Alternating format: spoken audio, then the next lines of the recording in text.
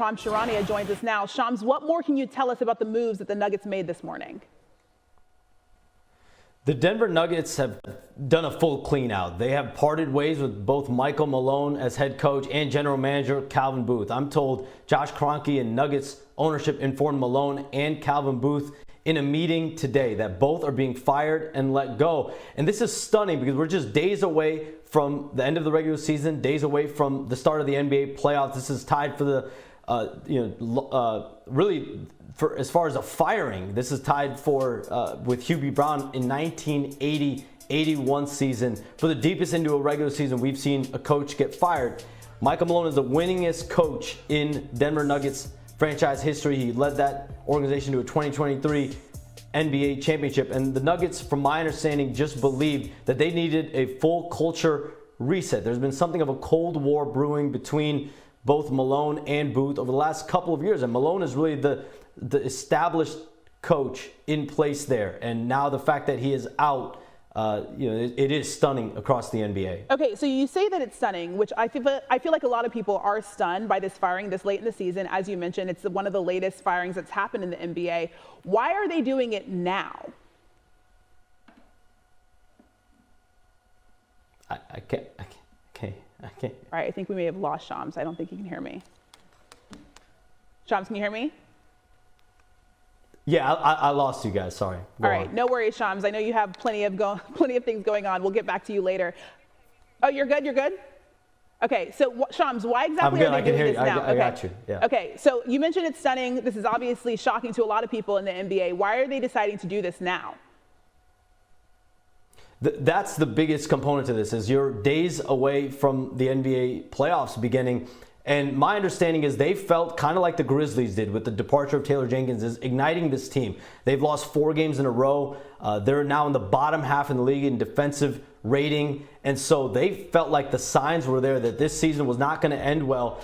And if you were going to make this decision at the end of the season to let go of Michael Malone and Calvin Booth and do a full reset, they're getting out ahead of what they felt they were going to do come the offseason. And between Michael Malone and Calvin Booth had really managed this team around young players the last couple years after winning that championship, saving money for ownership. They had saved, millions and millions of money in terms of tax over the last couple of years. And from Michael Malone's perspective, he's been trying to win a championship, building around win-now players with Nikola Jokic. So the fabric and what both sides had philosophically, there were some big differences there. And so instead of biding time, instead of maybe letting go of one guy and keeping the other, the Nuggets, Josh Kroenke, today let go of both. Okay, so obviously the Nuggets, they're currently 4th in the Western Conference. They're going to want to make a playoff push, I would imagine. So what are their plans moving forward?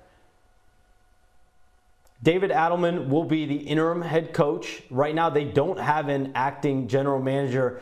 They have an assistant GM, Tommy Bolsaitis. He will stay in that role. So now as we look forward into the playoffs, obviously their full focus will be trying to keep a playoff berth spot, not have to play in the play-in. We'll see if they'll be able to keep that. And then from there, there is full expectation.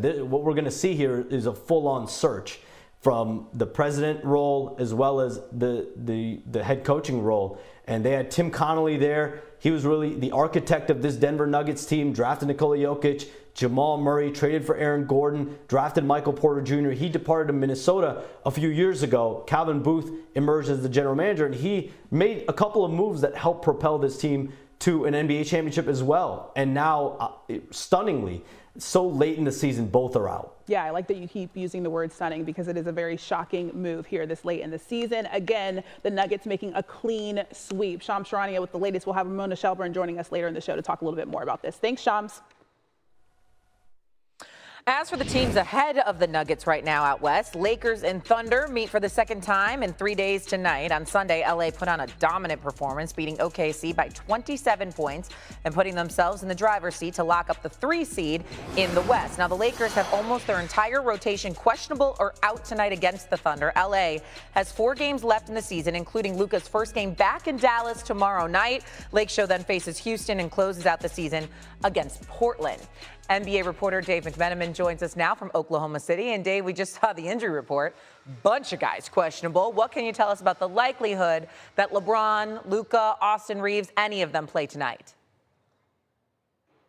Yeah, Shay. Well, one, we know that Rui Hachimura is out with left knee tendinopathy, and almost half of their rotation beyond him, they've listed as questionable. Obviously, LeBron James been dealing with that left groin strain for a couple weeks now. Luka Doncic has a new injury on the report, a right groin strain, and as you mentioned, Austin Reeves is on there, Dorian Finney-Smith, and Gabe Vincent, not to mention Bronny James, also questionable with an illness. Now, of course, under NBA rules, you have to list a player as questionable if you intend to downgrade them to doubtful and then have them be out. The Lakers still have a few hours here to figure things out. They can upgrade them to probable should they choose. But obviously, they came to OKC and they accomplished what they needed to do by winning on Sunday. They could certainly decide to hold these guys out, let them rest these injuries, because they play the second night of a back-to-back tomorrow in Dallas, in which going to be one of the biggest games of the year for them. Right. So this is a luxury that the Lakers have, right? Let's spin it forward to that game you just mentioned. Lakers Mavs 7:30 right here on ESPN. At one point, this game in Dallas was just another game on the calendar. Obviously, that all changed when the Luka trade happened. Now he returns to the place where he was beloved for 6+ years.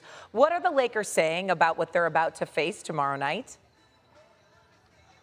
Yeah, I've talked to some of the guys on this team anticipating this game. And certainly LeBron James was a part of one of the most highly tilted regular season games in league history, returning back to Cleveland for the first time as a member of the Miami Heat. This shouldn't necessarily be that type of atmosphere because the fan base seems to love Luka and they're more pointing their ire towards the front office than the player. But certainly this is the type of game that a team and a locker room wants to win for their star, quite frankly, for any player. The return home game is kind of a staple of the NBA experience for all these guys, whether you're going back to your hometown or you're going back to play against a team you used to, be signing your paychecks. And so certainly this is a big one, and the Lakers recognize not just the big in terms of the atmosphere, but it's big because they got to get a couple more wins to secure the number 3 seed in the Western Conference playoffs. Basically, 2 more wins in their final 4 games will do it. Okay, we should point out these two teams did face each other on February 25th, and the Lakers won 107-99 in that game. Now, one of the Lakers that has taken on an increased role with this new look offense is Austin Reeves. You've got a new story on him on ESPN.com. What more can you tell us? Well, yeah, part of that story and reporting for it, I talked to Austin Reeves about him finding out about the trade when the Lakers got Luka Doncic for Anthony Davis and Max Christie. He was on the team bus driving back out of MSG to the team hotel in New York City late Saturday night, February 2nd, and he gets a text in the group chat from the team, Anthony Davis telling the team, "I've been traded." Austin Reeves thought he was BSing. He thought it was a prank. He didn't believe him. It wasn't until he got a call from one of